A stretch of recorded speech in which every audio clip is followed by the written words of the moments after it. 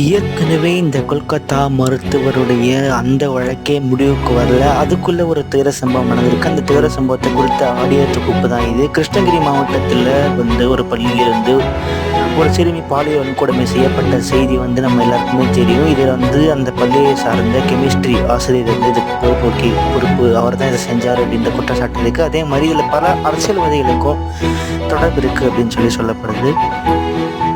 இந்த ஒரு கேஸை தேசிய மனித உரிமை ஆணையம் நேரடியாக எடுத்து விசாரிச்சுட்டு இருக்காங்க. அந்த தேசிய மனித உரிமை ஆணையம் தமிழக அரசுக்கு ஒரு உத்தரவிட்டிருக்காங்க. அந்த உத்தரவு என்னன்னா, 2 வாரங்களுக்குள்ள இந்த கேஸ் குறித்த முழு அறிக்கையை சமர்ப்பிக்கணும் அப்படின்னு சொல்லியிருக்காங்க.